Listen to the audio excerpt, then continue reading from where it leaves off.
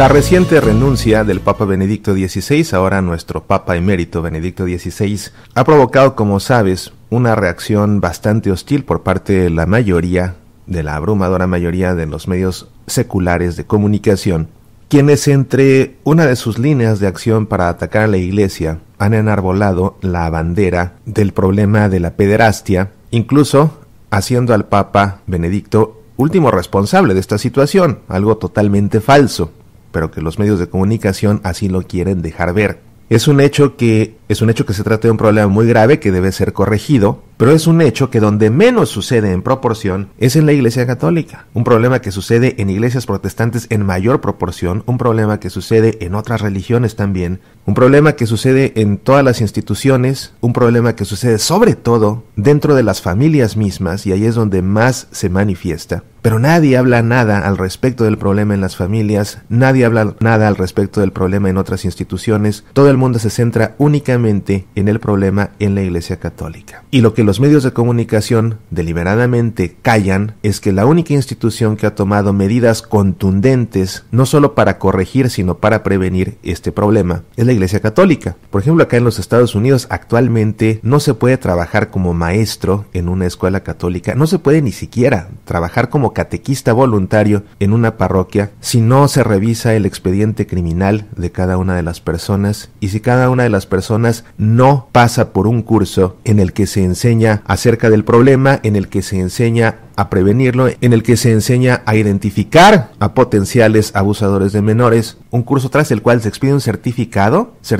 que se tiene que renovar todos los años con un curso de actualización. Todas las parroquias están obligadas a pasar por una certificación conducida por una empresa independiente secular a lo largo de todo el país. Es decir, medidas concretas se han tomado. El Papa Benedicto mismo ha establecido normas y directrices que incluyen la remoción del ministerio a cualquier religioso involucrado en un problema como este y que incluyen incluso la disposición a las autoridades civiles de estas personas. Normas que puedes encontrar en la página del Vaticano desde su primera página. Ni siquiera hay que buscarle, desde la primera página están visibles estas normas. El abuso a menores, como sabemos, se manifiesta principalmente dentro de las familias. Es un problema en el cual los padres de los hijos, tristemente, son los que en una proporción mayúscula abusan de sus hijos, algo que sucede de una manera muy marcada en el caso de padrastros también. Pero es un problema que afecta a escuelas, a equipos deportivos, a grupos sociales, en fin, a todos los ambientes en los cuales se tiene interacción entre adultos y menores. Lo cierto es que la Iglesia Católica ha tomado acciones de una manera mucho más agresiva para combatir esta problemática, tanto por parte de la Santa Sede como a niveles locales, y así en concreto en la Iglesia en los Estados Unidos, que es donde más ha resonado este problema. La Conferencia Episcopal de los Obispos de los Estados Unidos encomendó al Colegio de Justicia Criminal de la Universidad de la Ciudad de Nueva York a hacer un análisis exhaustivo acerca de esta problemática, en concreto en la Iglesia Católica en los Estados Unidos, desde 1950 al presente. Y recientemente, en mayo de 2011, se ha publicado el documento que contiene todo el estudio que se llevó a cabo y las conclusiones a las que llegó este Colegio de Justicia Criminal John Jay de la Universidad de la Ciudad de Nueva York. Es un documento de 152 páginas, muy exhaustivo, que si te interesa el tema, sobre todo porque muchas personas con las que interactuamos están sentidas con la Iglesia por esto, y vale más que sean conscientes de que la Iglesia ha hecho mucho por combatir este problema tan execrable. Y este documento es muy importante porque nos permite comprender el problema como nunca antes se había comprendido, y además hay que destacar que solamente la Iglesia Católica es la única institución pública que ha llevado a cabo un estudio de este tamaño, del cual muchos otros deben aprender. Este documento lo puedes encontrar en la página web de la Conferencia Episcopal Norteamericana. Su sitio es usccb.org. Quisiera, para que veas lo completo que es este documento, comentarte el día de hoy su contenido. Se trata de un documento de 6 capítulos en donde el primer capítulo habla acerca del contexto para el estudio del abuso sexual a menores por sacerdotes católicos en los Estados Unidos entre 1950 y 2010, la naturaleza y el alcance del estudio, el contexto de la crisis, comprendiendo el abuso sexual en la sociedad, comprendiendo el abuso sexual en organizaciones que trabajan con menores, comprendiendo el abuso sexual en instituciones religiosas, y esto abarca no solamente la Iglesia Católica, sino que se hace un estudio de las denominaciones protestantes, se analiza específicamente la Iglesia Bautista, la Iglesia Episcopaliana, los Testigos de Jehová, los mormones, también se analiza los judíos, se hace un análisis para comprender el abuso sexual en las familias, y también se desarrolla lo que son las causas de la crisis. ¿Por qué hubo una crisis de abuso sexual en la Iglesia Católica? Y fíjate que la cuestión es, ¿por qué hubo una crisis? Porque una de las conclusiones más interesantes a las que llega este documento es que actualmente no hay una crisis y antes de cierto periodo no hubo una crisis, sino que la crisis de abuso sexual tuvo lugar de manera muy específica de 1960, alcanzando su cúspide en 1970, para luego decaer en los años 80.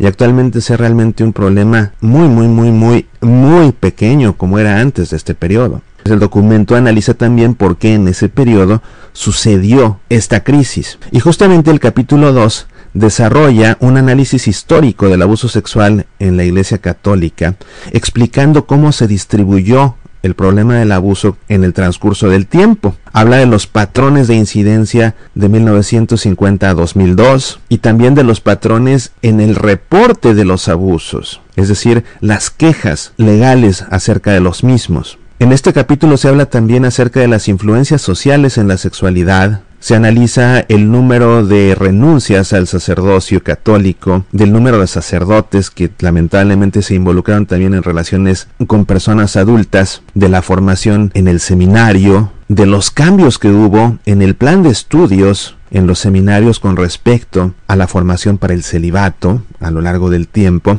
El capítulo 3 presenta un análisis psicológico del abuso sexual por los sacerdotes católicos, las causas de estas ofensas sexuales para comprender la patología y los problemas sexuales. Se presentan los resultados de pruebas de personalidad, de pruebas psicológicas. Se presenta un análisis exhaustivo acerca de los factores conductuales, de la vulnerabilidad y de las desviaciones sexuales. Luego el capítulo 4 analiza la forma en que la Iglesia como organización respondió a los incidentes y a los reportes de abusos a lo largo del paso del tiempo, qué medidas se fueron tomando con el paso del tiempo, cómo se fueron aplicando, y se compara lo que hizo la Iglesia en estos periodos con lo que hizo la autoridad pública, con lo que percibía la sociedad. Más adelante, el capítulo 5 habla de la victimización sexual de menores, se analizan los orígenes de los casos de abuso, la persistencia de los casos de abuso y también los fines de los casos de abuso. ¿Qué motivaba a los sacerdotes que cometieron esta falta a hacerlo? ¿Bajo qué circunstancias? ¿Qué los hacía permanecer haciéndolo? ¿Por cuánto tiempo permanecían ellos abusando de un menor o de un grupo de menores? Las justificaciones que daban al hacerlo y ser encontrados culpables. Y finalmente el capítulo 6 presenta conclusiones y recomendaciones al respecto. Y justamente estas conclusiones te las quiero. Primeramente, el estudio concluyó que la mayoría de los abusos por parte de sacerdotes ocurrió en las décadas de 1960 y 1970. Y justamente es este periodo que coincide con los patrones de aumento de una conducta social desviada, aumento en el consumo de drogas, aumento significativo en el divorcio, un disparo en el uso de los contraceptivos, un aumento muy significativo en el caso de las uniones libres, de tal manera que en medio de un ambiente social que de una manera muy violenta decayó a niveles morales, vemos que sucede este problema del abuso de sacerdotes en los Estados Unidos en esta década de 1960 a 1970. Es muy importante y también confortante para muchos seguramente saber que el estudio ha concluido que se ha producido una gran disminución de casos de abuso sexual de menores por parte del clero católico. Más del 90% de los casos conocidos de abusos sexuales a menores ocurrieron hace más de 20 años. La Iglesia en estos momentos no está en medio de una crisis de abuso sexual. Esta crisis, en todo caso, sucedió, insisto, de 1960 a 1970, y a partir de 1980, según el estudio, comenzó a disminuir de una manera muy pronunciada este problema de los abusos por parte del clero. Análisis estadísticos mostraron en el estudio que la gran mayoría de los casos denunciados recientemente se remontan a comportamientos abusivos que sucedieron hace décadas. El estudio también revela que entre 1950 y 2002 hubo acusaciones de abuso contra aproximadamente el 4% de los sacerdotes. Este porcentaje permanece estable el día de hoy, dado que la mayoría de las acusaciones que surgieron después de 2002 son contra sacerdotes que ya habían sido acusados con anterioridad. Fíjate, esto es importante. Desde 2002 en los Estados Unidos ha habido 500 hombres ordenados al sacerdocio, y el abuso es muy raro entre hombres ordenados en el siglo XXI. No existe ninguna evidencia que señale que los sacerdotes abusen en mayor proporción que otros hombres de la población general o de grupos particulares. En todo caso, como te decía ayer, el problema del abuso a menores sucede en una proporción mucho mayor dentro de las mismas familias por parte de padres y por parte de padrastros. Y el estudio de hecho encontró que en varios de los casos de abuso, los sacerdotes abusadores fueron a su vez abusados sexualmente cuando niños.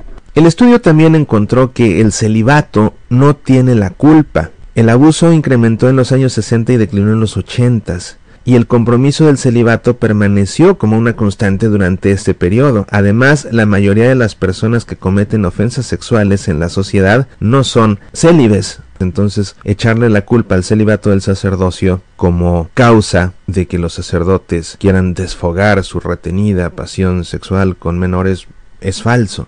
Incluso el estudio también confirmó que la mayoría de los abusadores están casados, o al menos con algún tipo de relación con otro adulto. La quinta conclusión a la que llegó este estudio es que el perfil del sacerdote que ha cometido el abuso sexual de un menor no es el de un pedófilo. Fíjate, siempre se ha manejado en los medios de comunicación que esto es un problema de pedofilia, pero el estudio ha revelado que realmente no se trataba de pedofilia, no se trataba de abuso a niños, sino que en su mayoría se trataba de abuso a adolescentes. Y el estudio también reveló que la pedofilia, aún entre los clérigos abusadores, es rara. También el estudio determinó que no se trata de un problema de homosexualidad. Este estudio reporta que mientras la mayoría de los jóvenes abusados por clérigos fueron varones en un 81%, no existe evidencia que sugiera que la orientación sexual por sí misma contribuyera a la comisión de estos delitos sexuales. Se trata más bien, según dice el estudio, de un crimen de oportunidad. El estudio también indica que antes de 2002 la mayoría de los obispos que supo de una acusación de abuso sí actuó al respecto. Esta respuesta por parte de los obispos incluyó acciones como la suspensión administrativa del presunto sacerdote abusador, su evaluación psicológica y su tratamiento psicológico. A menudo, durante los 80s y los 90s, los clérigos abusadores eran enviados a tratamiento y podían regresar a su ministerio cuando se consideraba que estaban rehabilitados. Y esto, queridos amigos, no era exclusivo de la Iglesia Católica. Realmente en las mismas escuelas, cuando algún maestro, cuando algún entrenador era acusado de haber abusado de uno de los alumnos, los distritos escolares procedían de la misma manera, porque era lo que se pensaba que funcionaba. Mandaban al maestro, mandaban al entrenador a que tomara una terapia, y una vez que era dado de alta lo reasignaban a otra escuela. Entonces, cuando se acusa a la Iglesia Católica o a los obispos de que a los sacerdotes abusadores simplemente los cambiaban de lugar, en primera no era así, porque primero eran sometidos a un tratamiento psicológico, y en segunda no era algo que solamente la Iglesia hacía, era algo que hacían también las escuelas públicas en los Estados Unidos, porque se pensaba que esa era la solución. Ya se vio ahora, a posteriori, que no era la solución, pero en ese momento era lo que se pensaba correcto. El estudio también determina, y esto es muy importante, que la Iglesia Católica es un lugar seguro para los niños. Casi todos los casos de los que se habla hoy en la prensa se remontan a los años 60 hasta mediados de los 80. Es decir, cosas que sucedieron en el pasado. Ambos estudios realizados por el Colegio de Justicia Criminal John Jay de Nueva York muestran que los casos de abuso de menores por sacerdotes disminuyeron dramáticamente a principio y mediados de los 80s. Hoy día el abuso de menores por miembros del clero católico es extremadamente raro. Desde 2002 la Iglesia ha mantenido una política de tolerancia cero para que todas las acusaciones creíbles de abuso sexual sean reportadas a las autoridades civiles, investigadas internamente y presentadas a un comité de revisión local compuesto en su mayoría por laicos. Aquellas personas contra quienes haya acusaciones creíbles son removidas de forma permanente de su ministerio. Finalmente, el estudio confirma que la Iglesia Católica ha tomado medidas para que nunca se vuelva a producir otra crisis de abuso sexual. Todos los que trabajan en la Iglesia, incluyendo a sacerdotes, voluntarios y padres, esto, insisto, sucede en los Estados Unidos, pero a fin de cuentas este problema ha resonado más en este país, ha hecho más noticia en este país, y este estudio se hizo por ende en este país. Todos los que trabajan en la Iglesia, incluyendo a sacerdotes, voluntarios y padres, incluyendo tu servidor, deben tomar un curso de entrenamiento para formación de ambientes seguros, y la práctica totalidad de la diócesis se someten a una auditoría anualmente realizada por una firma independiente y secular para asegurar su conformidad con el Estatuto para la Protección de Niños y Jóvenes. La Iglesia Católica comisionó 2 estudios, uno sobre la naturaleza y el alcance y otro sobre las causas y el contexto para mejor entender el problema. Un autoescrutinio sin precedentes, único entre otras instituciones que trabajan con niños en los Estados Unidos, religiosas o seculares. Pues aquí están las conclusiones. Te comento que este problema sucede en iglesias protestantes, sucede en escuelas, sucede en equipos deportivos, sucede en grupos de actividad juvenil dirigidos por adultos, sucede en las familias. Solamente la Iglesia ha conducido un estudio tan profundo para comprender el problema. Y realmente esto deben aprender las autoridades civiles, las escuelas, los equipos deportivos, en fin, para que este problema se detenga. Porque en la Iglesia, que sucede tan poco, se están tomando medidas tan extremas, porque realmente es un problema que, por poco que sea, es un problema de consecuencias muy fuertes. Pues realmente todo el mundo debe seguir el ejemplo, conducir estudios así de exhaustivos dentro de sus propios ámbitos para comprender mejor el problema y tomar las mejores medidas posibles para ponerle coto. Puedes leer el documento completo en el sitio web de la Conferencia Episcopal de los Estados Unidos, usccb.org.